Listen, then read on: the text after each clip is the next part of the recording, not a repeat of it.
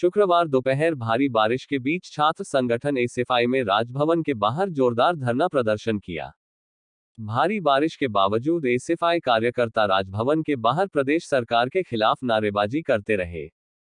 छात्र संगठन एसएफआई में नई शिक्षा नीति, छात्र संघ चुनाव बहाल करने और विश्वविद्यालय में कथित तौर पर गलत तरीके से की गई भर्तियों के खिलाफ प्रदर्शन किया। छात्र संगठन एसएफआई के राज्य अध्यक्ष रमन थारटा ने कहा कि नई शिक्षा नीति देश के लोकतंत्र के खिलाफ है। उन्होंने नई शिक्षा नीति को कैंसर बताया और कहा कि जिस तरह कैंसर व्यक्ति की जड़ों को खत्म करता है, उसी तरह नई शिक्षा नीति की जड़ों पर हमला करेगी। उन्होंने कहा कि लंबे वक्त से छात्र संघ चुनाव बहाली नहीं हुई है। पंजाब दस्तक के लिए सुरेंद्र राणा की रिपोर्ट।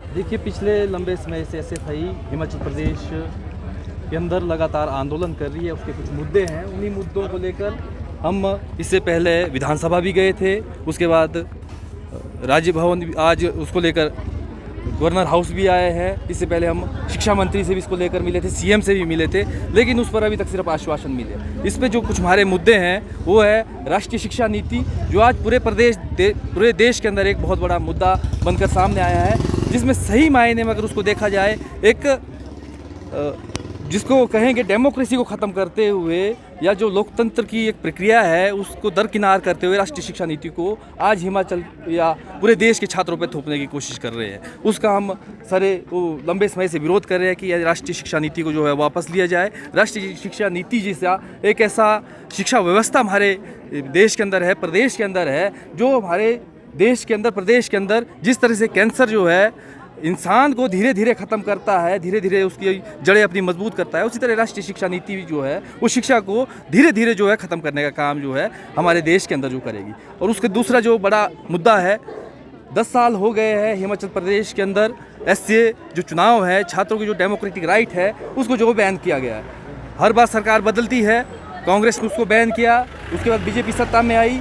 बीजेपी ने जब सत्ता में आने से पहले बड़े ज़ोरों शोरों से कहा था अगर वो सत्ता में आते हैं तो छात्र संघ चुनाव को बहाल करेगी, लेकिन 5 साल बीजेपी सत्ता में रही, छात्र संघ चुनाव बहाल नहीं हुए। अब कांग्रेस भी सत्ता में आई, उसने उससे पहले कहा कि हम छात्र संघ चुनाव करवाएंगे, छात्रों की जो डेमोक्रेटिक राइट है उसको बहाल करेंगे, लेकिन सरकार बने हुए लंबा समय हो गया है, लेकिन छात्र संघ चुनाव पर अभी तक कोई चर्चा, कोई बहस जो है लंबे समय से देखने को हमें नहीं मिली है। उसके अलावा जो मुद्दा है हिमाचल प्रदेश विश्वविद्यालय के अंदर पिछले लंबे समय से जो है जो वीसी है, जो चांसलर है, उसकी पोस्ट खाली है, ना उसके लिए गवर्नर सुध ले रहे हैं। पिछले लंबे समय से विश्वविद्यालय को लावारिस छोड़ा गया है।